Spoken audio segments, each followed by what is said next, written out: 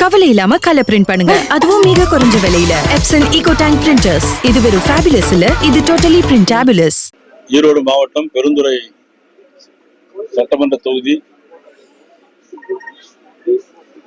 பெருந்துறையில் அமைந்துள்ள சிப்காட் வளாகத்தில் கிட்டத்தட்ட 55 தொழிற்சாலைகள் இருக்கிறது.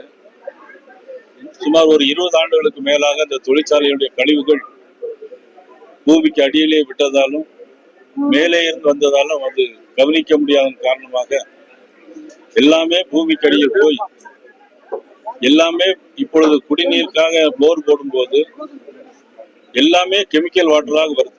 குடிநீர் இல்லாமல் மாறாக கெமிக்கல் வாட்டராக வருகிறது.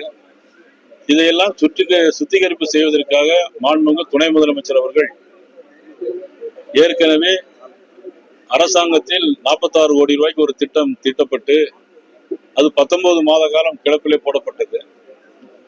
அதன் பிறகு மாண்புமிகு துணை முதலமைச்சர் உதயநிதி ஸ்டாலின் அவர்கள் வந்து இப்பொழுது 146 கோடி ரூபாய்க்கு அடிக்கல் நாட்டியிருக்கிறார்கள். அதுவும் 9 மாத காலம் அப்படியே கிடப்பில் போட்டிருக்கிறார்கள். இதற்கிடையில் 37 கிராமங்கள் நமது வருவாய்த்துறை அதிகாரிகளால் குடிநீர் பயன்படுத்தக்கூடாது அப்படின்னு சொல்லி கிராம மக்களுக்கு எல்லா ஊர்களிலும் போர்டு வச்சிருக்கிறாங்க. அதுல இப்போ ஒரு 4 ஊர்ல இருந்து தண்ணி எடுத்து வந்தாங்க. குமாரபாளையம், குட்டப்பாளையம், பள்ளிக்காட்டூர், பாலிக்காட்டூர் அந்த பகுதியில் ஒரு கேன்ல வாட்டர் எடுத்து வந்தாங்க.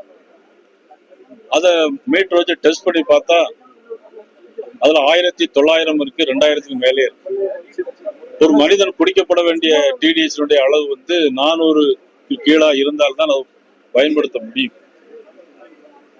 அது எப்படி இருந்தாலும் கூட இப்பொழுது சுத்திகரிப்புக்கு நிதி ஒதுக்கி அதை உடனடியாக செய்ய வேண்டும் என்று இந்த பகுதி மக்களுடைய சார்பாக நாங்கள் கேட்டுக்கொள்கிறோம்.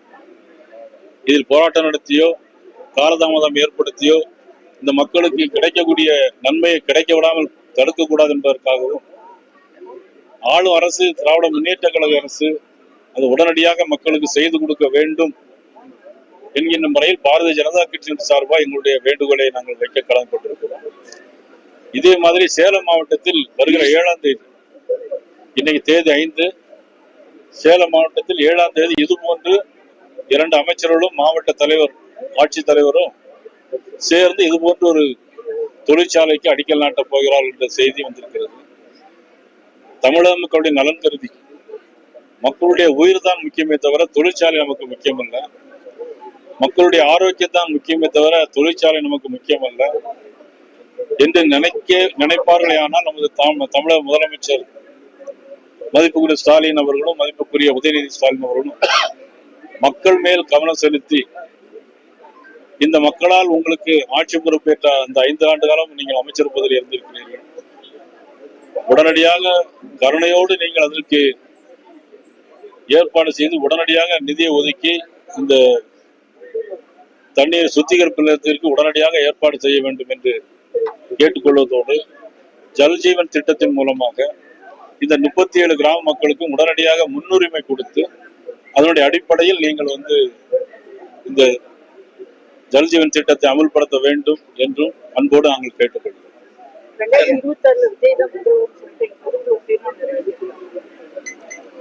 நீங்க கூட நாளைக்கு ஒரு கட்சி ஆரம்பிச்சு நான் தான் முதலமைச்சர்னு சொன்னா சொல்லலாம். ஜனநாயக நாட்டுல எல்லாருக்கும் உரிமை இருக்கிறது, அதுல ஒன்றும் தவறு இல்லை. திமுகவுக்கும்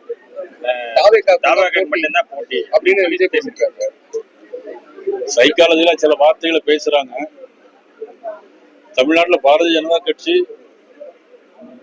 அகில இந்திய அளவில் மிகப்பெரிய கட்சி. 300 நாடாளுமன்ற உறுப்பினர்கள் வச்சிருக்கோம். நான் சொல்லிடுறேன், நாங்க இன்னைக்கு தேசிய ஜனநாயக கூட்டணி பலம் வாய்ந்த கூட்டணி.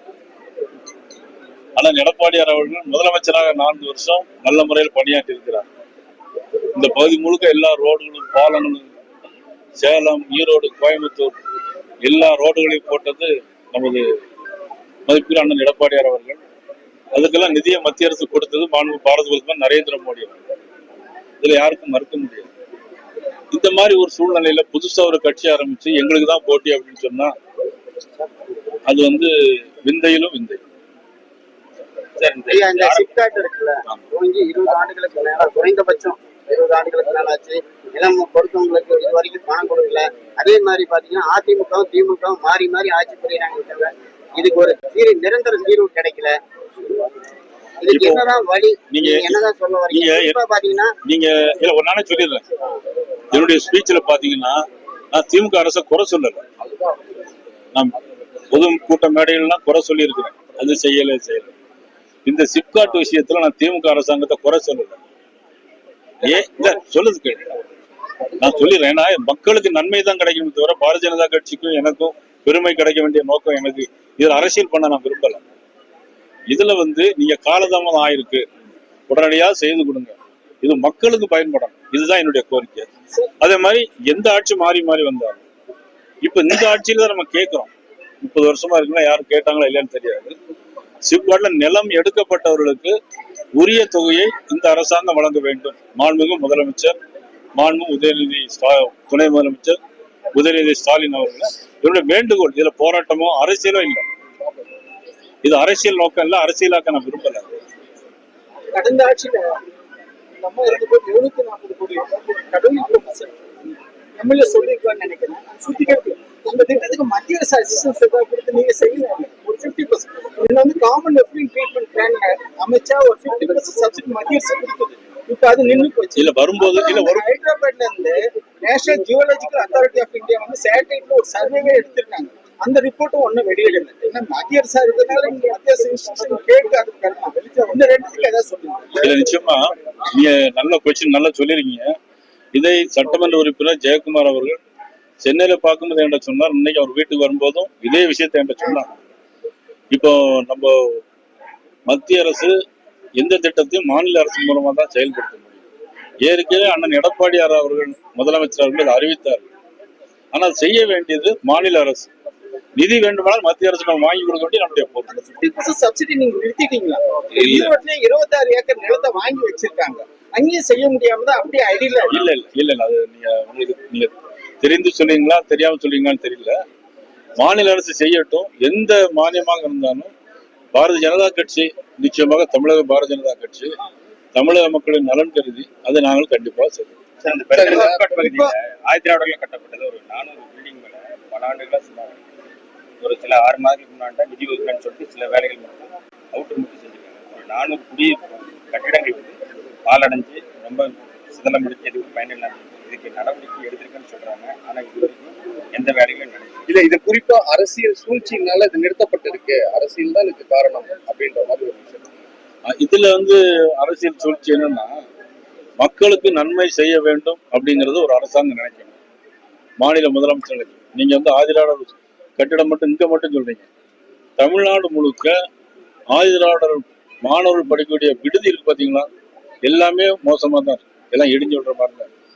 ஆதிராடர் பள்ளிகள்ல பாத்தீங்கன்னா நீங்க அதிமுக ஆட்சி இருக்கும்போது கிட்டத்தட்ட 1,10,000 மாணவர்கள் படிச்சாங்க.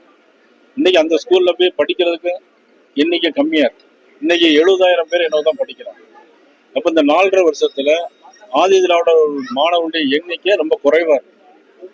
இது வந்து அரசாங்கத்தினுடைய செயல்பாடு இல்லாமல் மக்கள் நலன் கருதாமல் இருக்கு. பெருந்துறையில இவ்வளவு பிரச்சனைகள் இருக்கு சார். பெருந்துறையில இப்ப சாயக்கழிவு நீர் எல்லா பிரச்சனைகள் இருக்கு. ஆனா இங்க இருக்கக்கூடிய ஏடிஎம்கே சார்பா எந்த ஒரு போராட்டமோ பெரிய ஒரு குற்றச்சாட்டுகள்